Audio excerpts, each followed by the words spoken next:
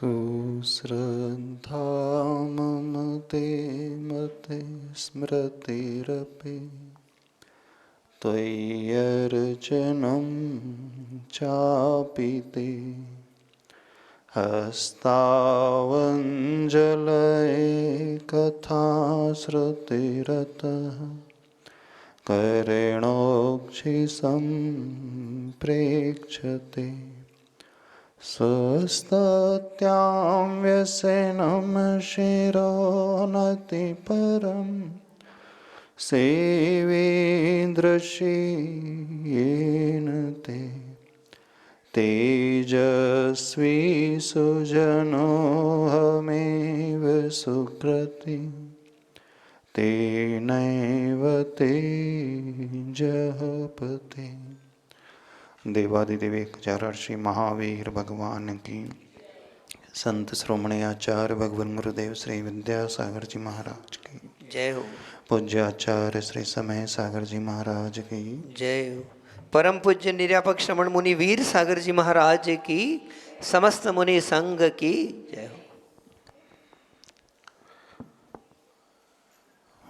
जीवन में वेलनेस आनी चाहिए। वेलनेस से अर्थ क्या है?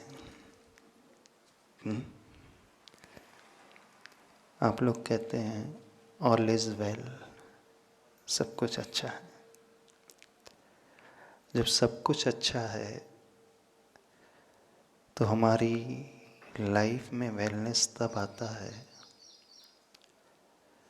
जब हम फिजिकल भी वेल रहे, मेंटली भी वेल रहे, इमोशनली भी रहे, इंटेलेक्चुअली भी रहे, स्पिरिचुअल भी रहे, और भी हो, फिजिकली तो है ही। रिलेशनशिप्स को लेकर के हाँ, आप श्रावकों के लिए फाइनेंशियल वेलनेस भी रहना चाहिए, है ना। और यदि हम समझने की कोशिश करें, जब हमारा माइंड, हमारी बॉडी, हमारी सोल, हमारी स्पीच सब प्रॉपरली अलाइन रहती है तो वहाँ वेलनेस बनी रहती है। जहाँ जीवन में बैलेंस आना शुरू हो जाता है तो वहाँ वेलनेस की शुरुआत होती है। जब भी वेलनेस की चर्चा की जाती है तो दुनिया प्रायः सिर्फ फिजिकल वेलनेस तक ही सीमित रहती है। हर व्यक्ति आज वर्तमान में बहुत ज़्यादा हेल्थ कॉन्शियस है, अपने स्वास्थ्य को लेकर के बड़ा चिंतन करता है, सोचते रहता है। होना भी चाहिए हेल्थ कॉन्शियस, क्योंकि जान है तो जहान है।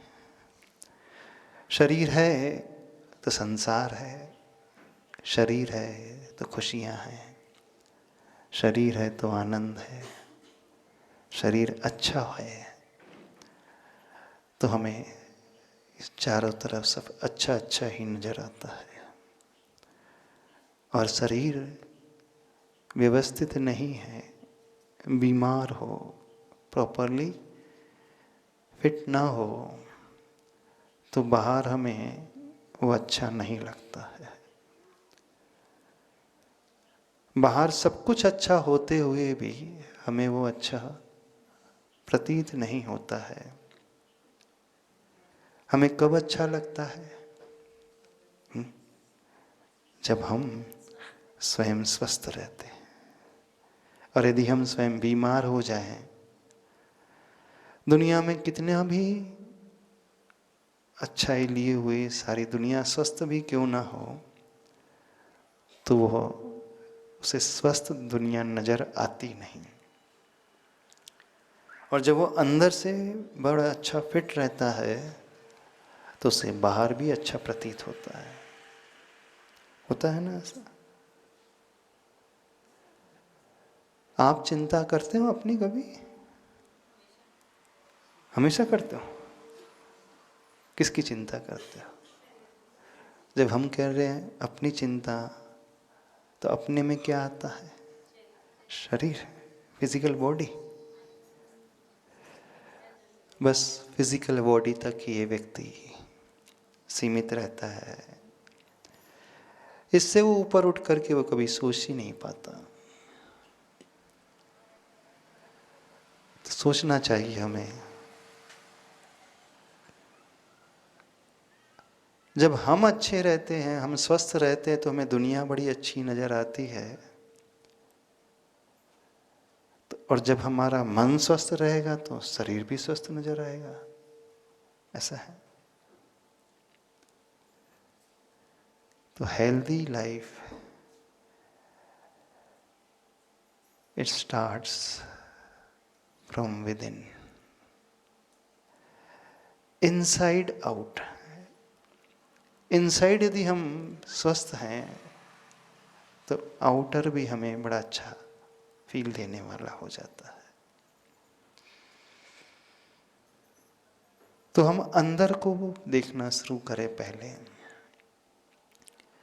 देखना, सारी दुनिया को हमने गौण करके अपने आप तक दृष्टि लाई, अपनी बॉडी तक दृष्टि। इसकी विशल थोड़ी सी कम कर देना, सीटी कम बज रही। मयूर, हाँ, इसे समझें। एक उदाहरण आता है, पीलिया के रोगी को सब कुछ पीला पीला नजर आता है। चंद्रमा भी पीला दिखता है, सारी दुनिया उसे पीली पीली ही नजर आती है। पर सत्य यह है कि सब कुछ अच्छा है। आंखों में पीलापन आते ही, जॉन्डिस होते ही, हमें बाहर भी पीलापन ही नजर आता है। यदि हम बाहर उस पीलेपन को घटाना चाहते हैं तो क्या करना चाहिए? उसे सफ़ेद करें। उसे सफ़ेद करने की आवश्यकता नहीं है, अपने आँखों को ठीक करने की आवश्यकता है।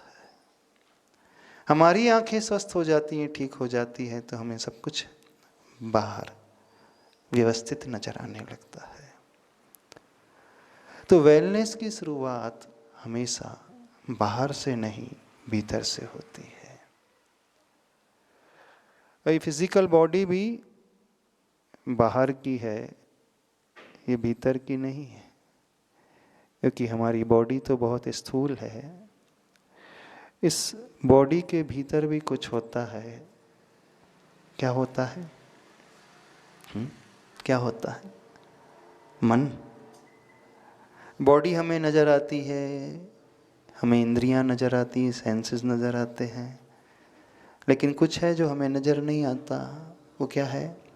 हमारा मन, अंतश्चेतना। आप उसे माइंड कह दो, वो नजर नहीं आता है। और भी कुछ है, हमारे बॉडी के इंटरनल पार्ट्स, वो भी हमें नजर नहीं आते हैं। इसके अलावा और भी बहुत कुछ सूक्ष्म है जो इस बॉडी को चलाता है, इस मन को चलाता है। वो क्या है? वो हमारी सोल है, वो आत्मा है। तो यदि हमें वेलनेस पाना है तो अंदर से लेकर बाहर तक और बाहर से लेकर अंदर तक सब जगह हमें बैलेंस लाना होगा। हमारा शरीर भी बैलेंस हो, हमारी वाणी भी बैलेंस को प्राप्त हो, हमारा मन भी बैलेंस को प्राप्त होगा। अर्थात जब हमारा मन, वचन और काया, ये तीनों जो होते हैं, इनकी एक्टिविटी जो योग कहलाती है, काय वांग मना कर्म योग, तो वहाँ सब कुछ व्यवस्थित नजर आता है। अब प्रश्न यह है, इन तीन में से, और चौथी है सोल, सबसे ज़्यादा हम किसके बारे में सोचते हैं? शरीर के बारे में। दुनिया वैसे उसी के बारे में सोचती है ना। बहुत से लोग हैं डेली 2 घंटे जिम जाते हैं, मॉर्निंग वॉक के लिए जाते हैं, एक्सरसाइज करते हैं, प्राणायाम करते हैं। अच्छी बात है, करना चाहिए। तो आप अपने शरीर के लिए कितना समय देते हैं दिन भर में? कितना समय डेली?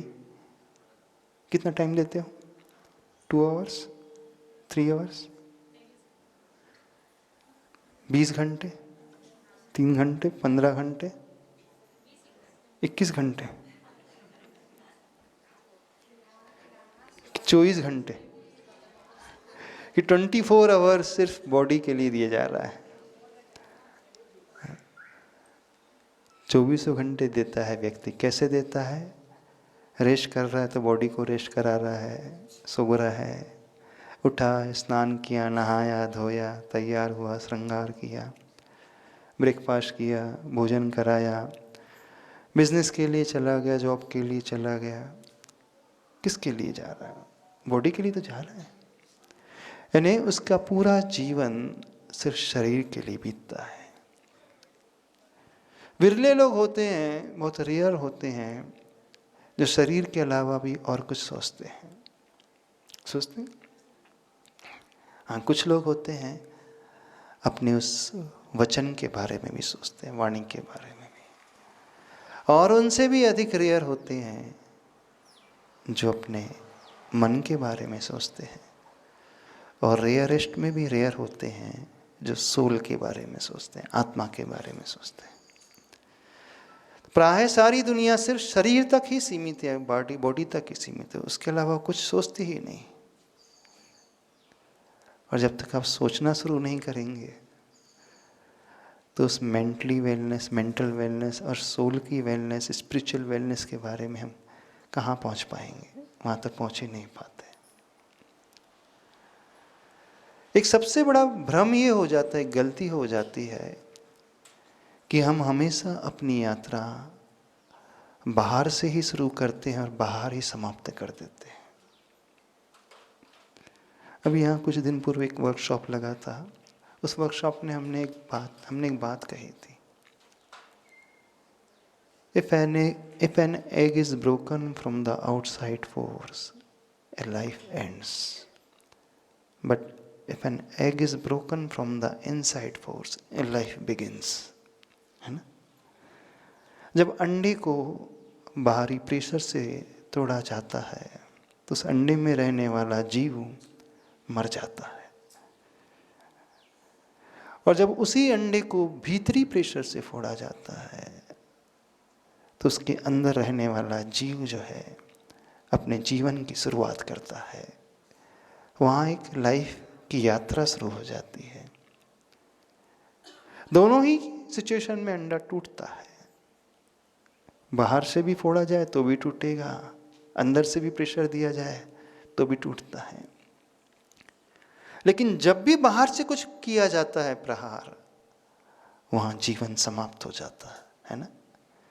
देखा होगा मुर्गी के अंडे, ऑमलेट बनाया जाता है, कुछ भी किया जाता है तो बाहर से तोड़ा जाता है, उसके भीतर रहने वाला वो जीव मर जाता है। और वह चूजा जब अंदर से स्वयं प्रयास करता है, उस अंडे के कवर को तोड़ने की कोशिश करता है अपनी चोंच से, छोटी सी चोंच से धीरे धीरे, बहुत धीरे धीरे तोड़ता है और तोड़ करके एक दिन वो बाहर निकल जाता है। और जैसे ही अंडे से बाहर निकलता है, अब उसका एक नया जीवन शुरू हो जाता है। तो जीवन की शुरुआत, अच्छे जीवन की शुरुआत, हेल्दी लाइफ की शुरुआत बाहर से भीतर जाकर के नहीं होती है, भीतर से बाहर आकर के शुरू होती है। आप देखो, जब आपका जन्म हुआ तो आपकी यात्रा कैसे शुरू हुई? आप भी उस गर्भ से बाहर निकले, है ना? माँ के गर्भ से बाहर आए और धीरे धीरे बढ़ने लगे, बढ़े ना? एक बीज होता है, जब उसे बोया जाता है तो उसकी यात्रा भी भीतर से बाहर की ओर होती है।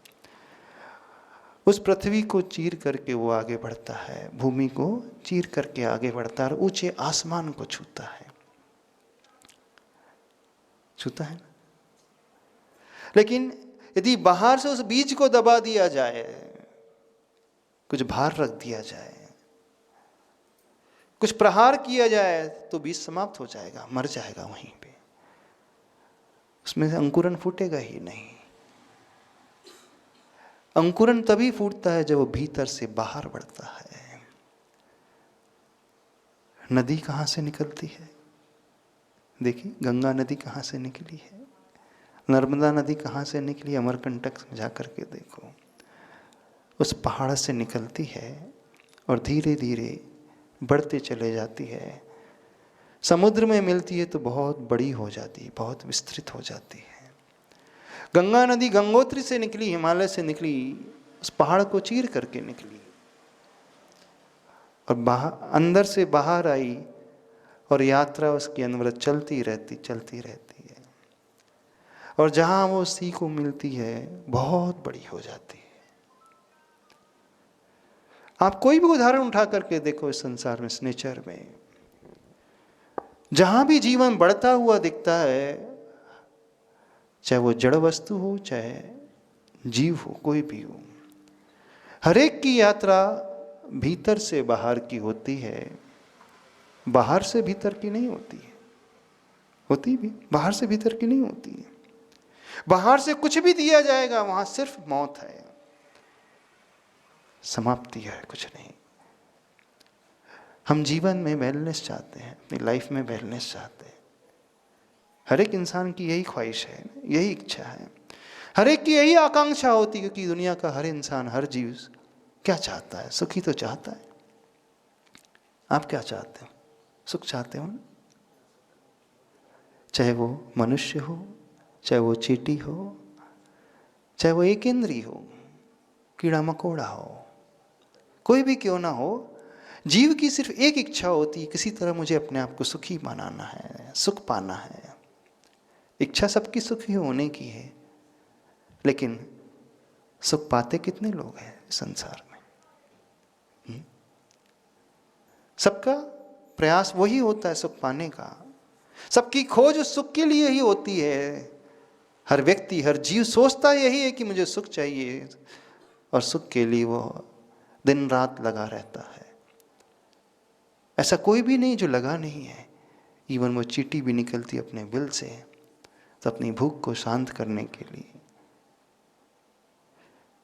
इस दुनिया में देखो इतने सारे लोग हैं, इतनी सारी पॉपुलेशन है, कितनी है कि अप्रोक्सीमेटली कितने होंगे? 800 करोड़ होंगे ना, 800 करोड़ तो होंगे, इतने ही है ना, नहीं 8 बिलियन, यही है ना। अब इतनी बड़ी पॉपुलेशन में कितने लोग हैं जो एकदम अपने आप को अच्छा मानते हैं, उनकी वेलनेस एकदम प्रॉपर है? कितने लोग हैं? गिनती गिन लो आप लोग, इतनी सारी जनता है, कितने हैं खुश रहते हैं? नजर ही नहीं आता कोई खुश हो। इतने सारे आप लोग बैठे हैं, चलो यहाँ गांव से आए होंगे, कुछ लोग यूएस से आए, अमेरिका से आए हैं, बाहर से आए हैं, तो आप तो अब्रॉड में रहते होंगे, वहाँ तो खुश होंगे? नहीं है खुश? क्यों? क्या कमी है वहाँ? पैसे की कमी है, मनी की कमी नहीं है, फाइनेंशियल प्रॉब्लम नहीं है, क्या प्रॉब्लम है? Facilities, you got the everything. अच्छा फ्लैट है, अच्छी कोठी होगी, बंगलो होगा, कार होगी, पैसा होगा, धन होगा, जो चाहते होंगे तुरंत मिल जाता होगा, जस्ट क्लिक करो सब कुछ ऑर्डर हो करके आ जाता है। जहाँ कोई प्रॉब्लम रहती है, व्यक्ति लैग करता है, अभावों में जो जीता है वो तो दुखी होता है, समझ में आ जाता है इसका खाने के लिए नहीं है, पहनने के लिए नहीं है, फैमिली नहीं है, पैसा नहीं है, वो तो समझ में आता है, ठीक है परेशान है। लेकिन जिसके पास बाहर का सब कुछ है, क्या तलाशता है व्यक्ति? रोटी, कपड़ा और मकान। रोटी यानी भोजन भी है, पहनने के लिए कपड़ा है, रहने के लिए मकान है, अपनी बेसिक नीड्स को फुलफिल करने के लिए यू गॉट द एवरीथिंग, है ना। जब सब कुछ है तो फिर खुशियां क्यों नहीं है? वो इनर वेलनेस क्यों नहीं है? वो आंतरिक शांति क्यों नहीं है? सिर्फ इसलिए नहीं है क्योंकि सारी दुनिया की यात्रा बाहर से भीतर की ओर है, भीतर से बाहर की ओर नहीं। वो अंदर से बाहर नहीं चल रहा, बाहर से अंदर लाने की कोशिश कर रहा है। उसे पाना है सुख, उसे पाना है आनंद, उसे पाना है खुशियां। उसे पाने के लिए क्या करता है? उसने दिन रात मेहनत की, खूब पैसा कमाया। उसे लगता है मैं बहुत पैसा जोड़ करके खुश हो जाऊंगा, नहीं हो पाया। उसने बहुत सारी ज्वेलरी एकत्रित कर ली, बहुत सारी प्रॉपर्टी बना ली, बहुत बड़ा इन्वेस्टमेंट कर लिया, अच्छे से अच्छे खाने की सामग्री आ गई, सब आ गई। देखना क्या कमी है? कोई कमी नहीं है उसके पास, फिर भी वो खुश नहीं है। तो गलती कहां हो रही है? वो बाहर से भीतर लाने की कोशिश कर रहा है, लेकिन जिंदगी की शुरुआत भीतर से बाहर की होती है। Life begins if egg is in broken from inside force, और आउटसाइड फोर्स वहां लाइफ एंड्स। हम आउटसाइड से सब कुछ डालना चाह रहे हैं, बाहर से ला करके अपने आप को सुखी बनाना चाह रहे हैं। उस वेलनेस की कामना तो करते हैं, लेकिन उतना ही वो इलनेस की ओर चला जा रहा है, बीमारी की ओर चला जा रहा है। हो रहा है ना? तो मूल में ही बहुत बड़ी भूल है। जब तक वह भूल नहीं सुधारेंगे हम कुछ नहीं कर पाएंगे। तो आउटसाइड इन नहीं होता है, इनसाइड आउट होना चाहिए। इनसाइड आउट और आउटसाइड इन। एक नॉर्थ है, एक साउथ पोल है, एक पूरब है, एक पश्चिम है, यही है ना? पर इसी दुनिया में कुछ लोग ऐसे भी हैं, वो बहुत आनंद में रहते हैं। ऐसे कौन होते हैं जो आनंद में रहते हैं? हाँ, कौन सा ऐसा व्यक्ति होता है जो बहुत हमेशा हर सिचुएशन में बड़ा आनंद में सुखी है? वो वही व्यक्ति होगा जिसकी यात्रा भीतर से बाहर की होगी। क्योंकि जो बाहर से भीतर कुछ डालने की कोशिश करते हैं वो ये भूल जाते हैं, सुख की प्राप्ति बाहर से नहीं भीतर से पैदा होती है। होती है ना? आपने कुछ खाया, अच्छा फील किया, जो फीलिंग जनरेट हुई वो आपकी इनर फीलिंग थी। खा करके, पी करके, पहन करके, ओढ़ करके, जोड़ करके, वस्तु को ला करके,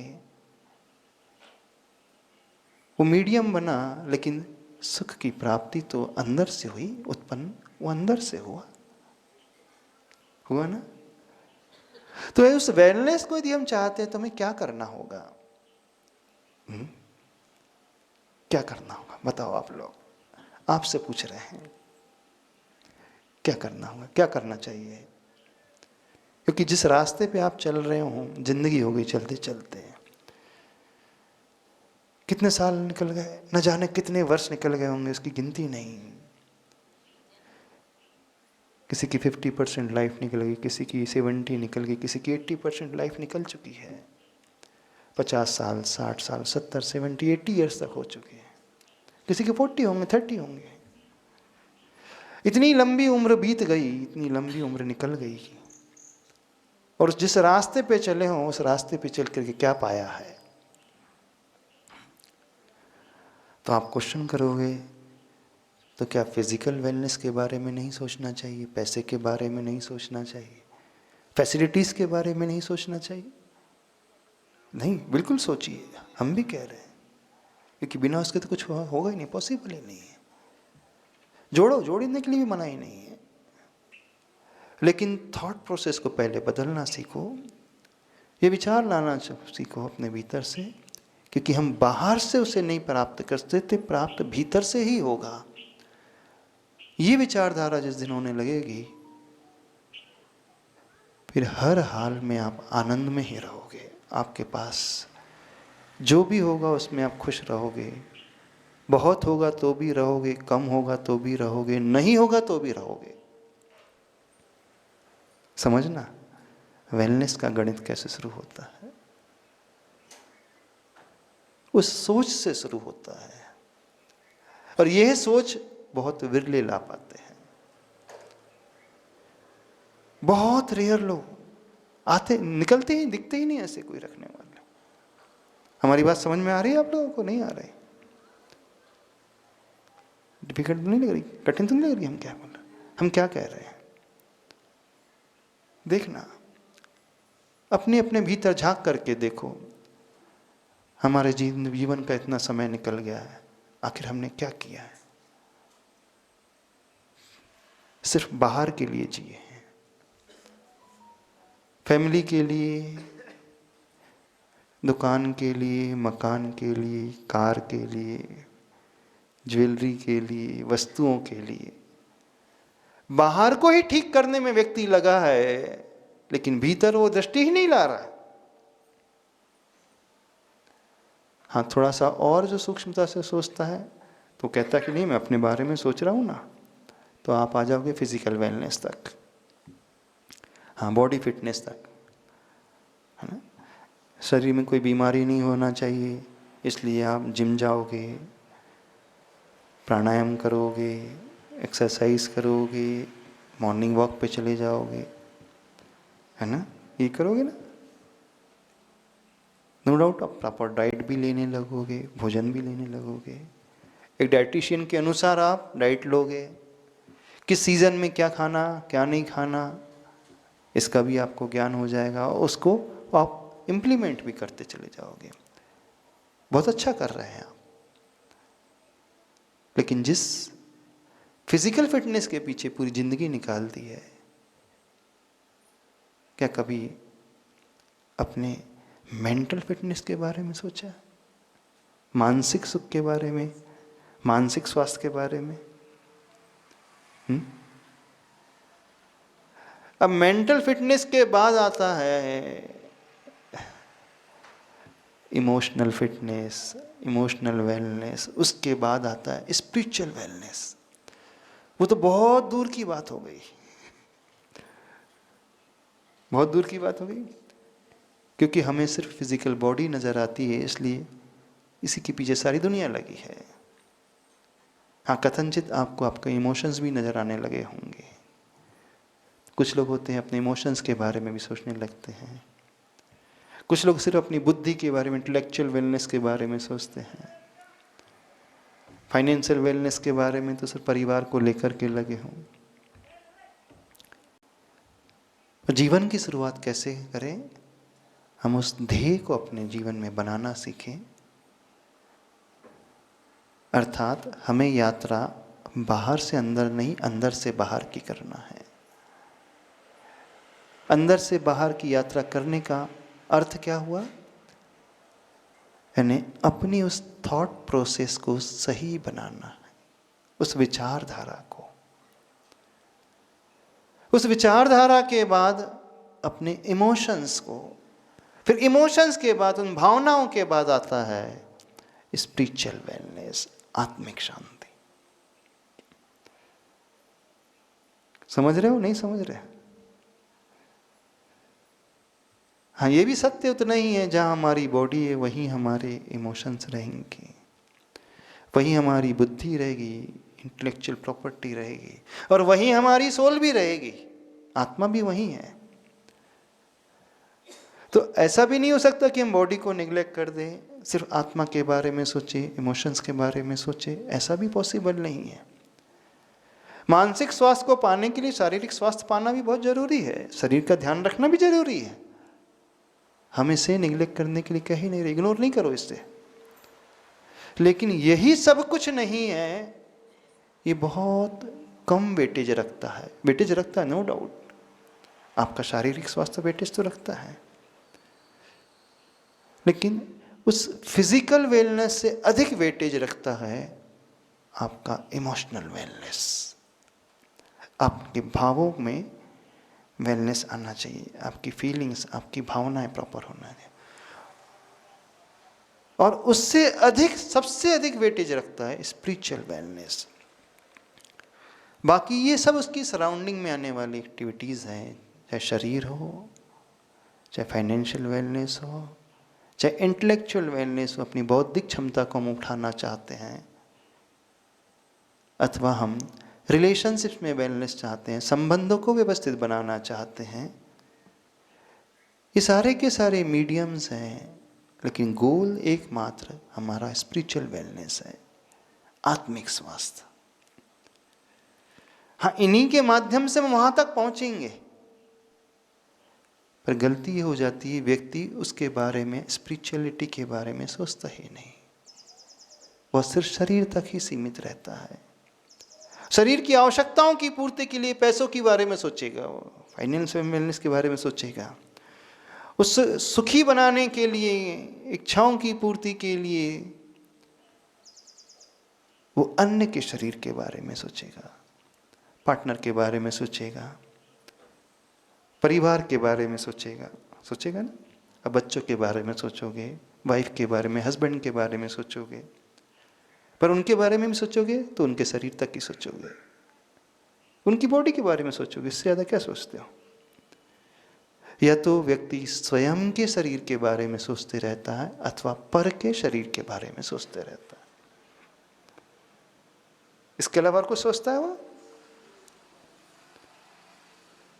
और आचार्य भगवान एक बात कहते हैं, पूज्यपाद स्वामी जी समाधि तंत्र ग्रंथ में, मूलम संसार दुखस देह एव आत्मधि। संसार के दुख का सबसे बड़ा रूट कॉज है इस देह में ही आत्मबुद्धि रखना, अर्थात देह को ही सब कुछ मान करके जीना, इस शरीर को ही सब कुछ मान करके जीना। और यदि उस दुख से के मूल से हम ऊपर उठना चाहते हैं, उस रूट कॉज से ऊपर उठना चाहते हैं, तो क्या करना होगा? उस देह बुद्धि को छोड़ करके, देह में आत्मबुद्धि को छोड़ करके आत्मा में आत्मबुद्धि लाना होगा। क्या कह रहे हैं हम? यानी शरीर सो मैं नहीं हूं। हाँ, शरीर के बिना भी मैं नहीं हूं, ये बात तो सही है, लेकिन शरीर ही सब कुछ नहीं है। शरीर एक बहुत छोटा सा पार्ट है, पर बड़ा पार्ट हमारी स्पिरिचुअलिटी है, हमारी आत्मा है। तो यह जानकारी हो जाना, ये भेद विज्ञान हो जाना, शरीर शरीर है और आत्मा आत्मा है।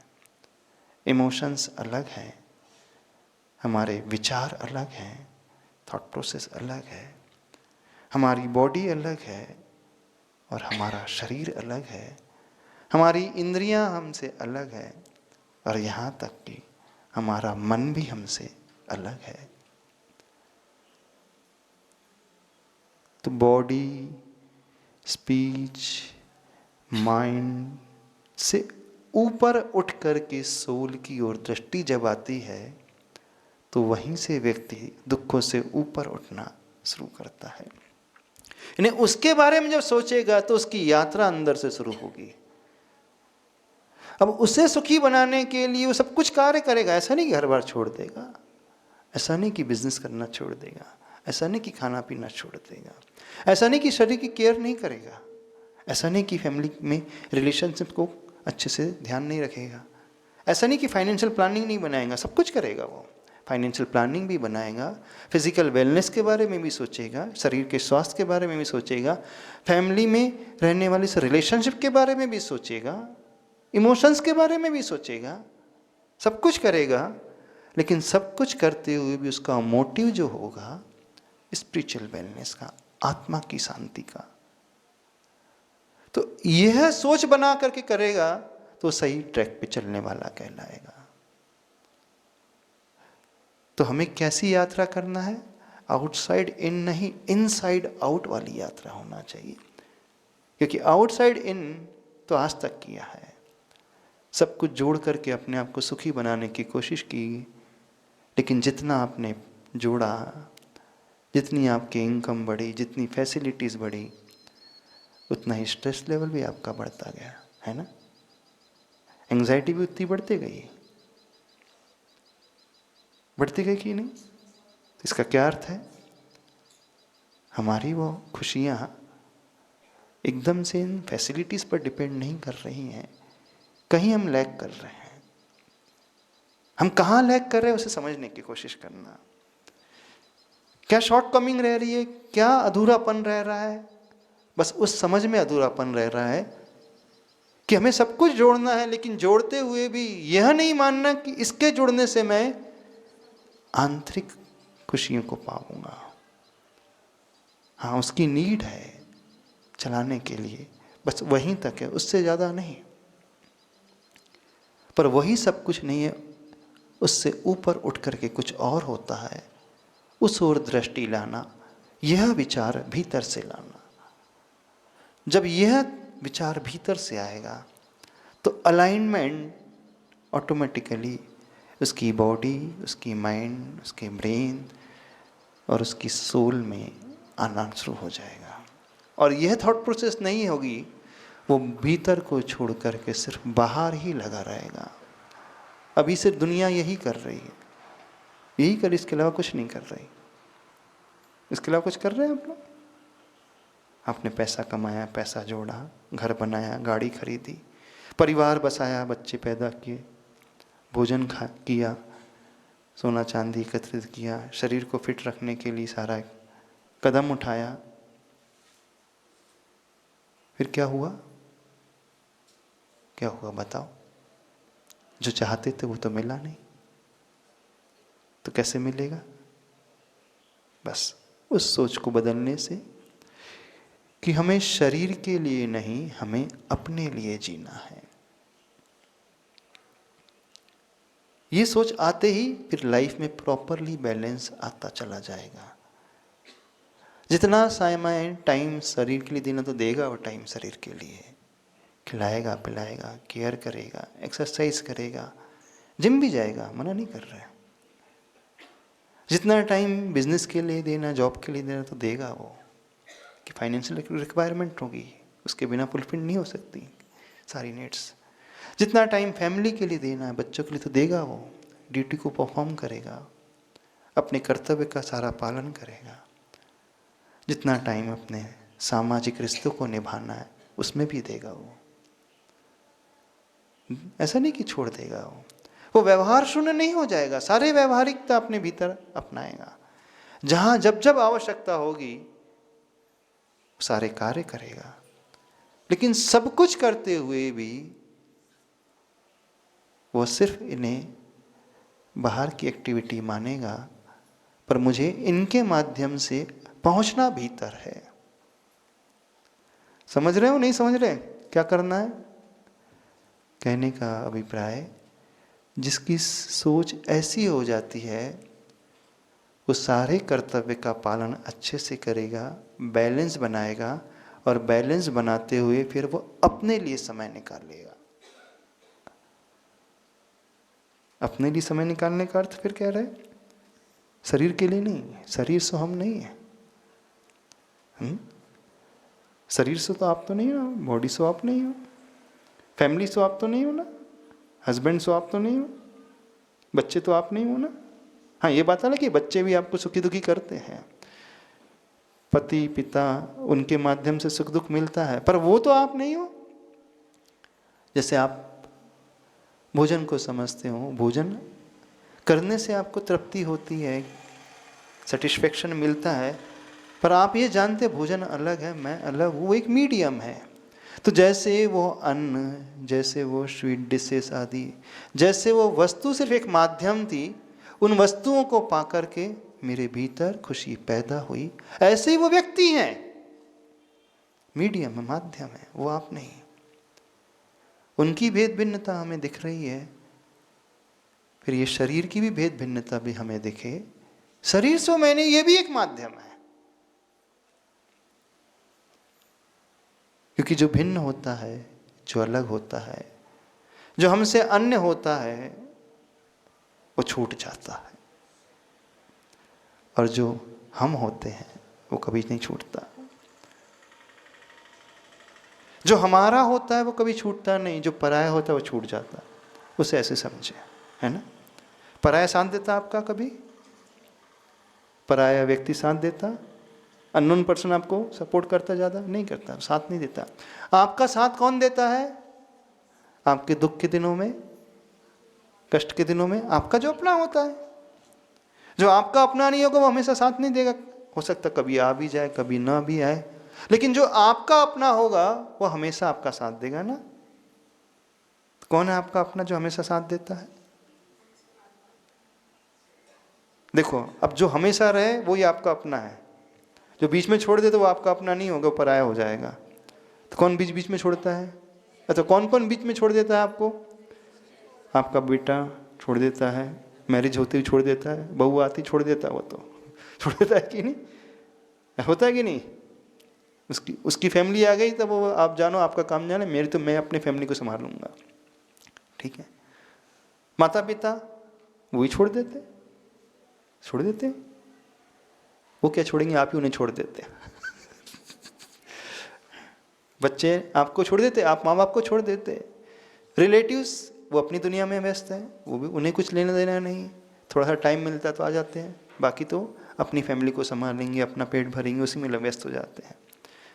हाँ, कलीग्स कितना साथ देते हैं आपके मित्र जो होते कितना साथ देते हैं? कभी कभार, ठीक है ना। धन वैभव, पैसा रुपया, वो भी छूट जाता है, आप छोड़ देते हैं। ये तो अलग है, समझ में आता है। बॉडी हमारी, शरीर, हाँ, ये तो लगता है जन्म से मरण तक साथ देता है ना। पर ये भी छूट जाता है एक स्टेज के बाद। छूटता है ना। जब हम मर जाते हैं तो हम, शरीर तो यहीं पड़ा रह जाता है, पर हम तो नहीं मरते ना, कि मर जाते हैं। शरीर भले ही मर गया, शरीर भले ही छूट गया, लेकिन हम नहीं छूटे ना। तो क्या जो नहीं छूटा वो कभी नहीं साथ छोड़ता है? क्या नहीं छोड़ता है? हमारी आत्मा किसे नहीं छोड़ रही है? स्वयं को। कि नहीं, हमारी आत्मा में रहने वाली कुछ क्वालिटीज होती हैं वो हमें कभी नहीं छोड़ती। अर्थात हमारी नोइंग कैपेसिटी, सीइंग कैपेसिटी, जानने की क्षमता, हमारा ज्ञान, हमारा दर्शन, वो कभी साथ नहीं छोड़ता। जहां जहां हमारी आत्मा जाएगी वो हमेशा हमारे साथ रहेगा ना। हमारा सुख का भाव, हमारी फीलिंग्स, अनुभूति, हमारी शक्ति, हमारे गुण, ये कभी नहीं छूटते। बस जो कभी नहीं छोड़ेंगे वो हमारे अपने, तो उसे पहचानो। और भ्रम ये है, गलती ये है, आप उन्हें अपना मानते हो जो आपको धोखा देते हैं, है ना। किन्हें अपना माना? उन्हें ही अपना माना जिन्होंने धोखा दिया। बस इस गलती को सुधारना है। तो जो अपना है, जो कभी नहीं छोड़ेगा, जो कभी छूटेगा नहीं, तो क्यों ना उसके लिए जिया जाए, उसके लिए कुछ किया जाए, उसके लिए सोचा जाए। बस ये सोच लाना सीखो, फिर इसके बाद देखना चमत्कार। आप अपनी लाइफ में, आपके बाहर कुछ भी होता रहे, आपको ज़्यादा अंतर नहीं पड़ेगा। ना आपको एंग्जाइटी होगी, ना स्ट्रेस लेवल बढ़ेगा, टेंशन कुछ नहीं होगा। हो रहा है सो हो रहा है, वो तो जाना ही था, चला गया। बस ऐसी सोच बना करके फिर हम जिंदगी जिएंगे तो बड़ी अच्छी जिएंगे। यह सोच करके फिर हम अपने कर्तव्य का पालन बड़े अच्छे से करेंगे। ये कहलाती है यात्रा भीतर से बाहर की, इनसाइड आउट। समझ रहे हो नहीं समझ रहे? क्योंकि हमने अपने को नहीं छोड़ा। अभी हो क्या रहा है, आप आउटसाइड इन आने की कोशिश कर रहे हो, व्यक्ति को जोड़ करके, धन को जोड़ करके, फैमिली को जोड़ करके, कार को जोड़ करके, फ्लैट को जोड़ करके अपने आप को खुशी बनाने, खुश से भरने की, सुख से भरने की कोशिश कर रहे हैं। तो याद रखो, बाहर से कुछ भीतर आएगा तो वहाँ जीवन समाप्त होगा, भीतर से बाहर निकलेगा तो वहाँ जीवन की शुरुआत होगी। तो life begins when an egg is broken from the inside force. A life ends when same egg is broken from the outside force. तो बाहर से हम कितना भी करें तो हमें समाप्त करने वाला ही होगा, और भीतर से करेंगे तो वो जीवन देने वाला होगा। ठीक है, इतना ही रखें आज। बस इस सोच को ला करके वो अपने जीवन की यात्रा करें। आप जिस भूमिका में हैं उसका अच्छे से निर्वाह करें। हर परिस्थिति आपको संभाले रखेगी। बाहर बड़े से बड़े चैलेंजेस भी क्यों ना आ जाए, आपको घबराहट नहीं होगी, डर नहीं लगेगा, एंग्जाइटी पैदा नहीं होगा, कुछ नहीं होगा, क्योंकि आपको पता है वो तो छूटने वाला है, लेकिन मेरा अपना वो कभी नहीं छूटने वाला। वो साथ है, था और रहेगा। तो उसे भय नहीं लगता। डर कब लगता है, भय कब लगता है? छूट ना जाए, चला ना जाए, लुट ना जाए, चोरी ना हो जाए, कोई ले ना ले, है ना? यानी जो हमारे पास है वो हमसे जुदा ना हो जाए, जिससे आपका बंधन है वो छोड़ ना दे। बेटा है, बेटा ना छोड़ दे तो भय लगता है। पैसा है, पैसा चला ना जाए। शरीर है, शरीर चला ना जाए। जिससे आसक्ति होती है ना, जिससे अटैचमेंट होता है, तो उसी को लेकर के फियर का भाव पैदा होता है, उसका वियोग ना हो जाए, है ना? इसके अलावा और कुछ होता है? भय नहीं होता। तो निर्भय होने के लिए, निर्विकल्प होने के लिए, निश्चिंत होने के लिए, एंग्जाइटी टेंशन फ्री होने के लिए क्या, बस उस सोच को लाना है। वो हमारा कभी छूटेगा नहीं। तो हमारी क्वालिटीज़, हमारा ज्ञान, हमारा दर्शन, हमारा सुख, हमारी शक्ति आत्मा से कभी दूर हो नहीं सकती। जब हमसे कोई कुछ छुड़ा ही नहीं सकता, चुरा ही नहीं सकता, किस बात का डर है? आपका हार है वो ले आ सकता है, लेकिन आपके ज्ञान को कोई ले आ सकता है? जो आपने याद कर ली वो आपसे छीन सकता है? कंठस्थ हो गया, नहीं छीनेगा। आपके सोने की कंगन को चुरा सकता है, पैसे को चुरा सकता है, आपके बेटे को ले आ सकता है, लेकिन जो अंदर है उसे कोई नहीं ले सकता। बाहर का ही दुनिया ले सकती है, उसका वियोग हो सकता है, वो छूट सकता है। जो भीतर का होता है वो कभी नष्ट नहीं होता। बस इस सोच से हमारी लाइफ में वेलनेस आता है। तो आगे इसी वेलनेस को कैसे लाना, उसके बारे में अपन समझने की कोशिश करेंगे। उसमें फिजिकल वेलनेस भी आवश्यक है, करना वो भी करना है, फाइनेंशियल भी आवश्यक है, इमोशनल भी है, रिलेशनशिप की भी बात है। लेकिन सोच हमारी सही हो गई तो सब कुछ अपने आप ही सही हो जाएगा, बैलेंस लाइफ में आ जाएगा। बोलिए आचार्य परमेष्टि गुरुदेव श्री विद्यासागर जी महाराज की जय हो। परम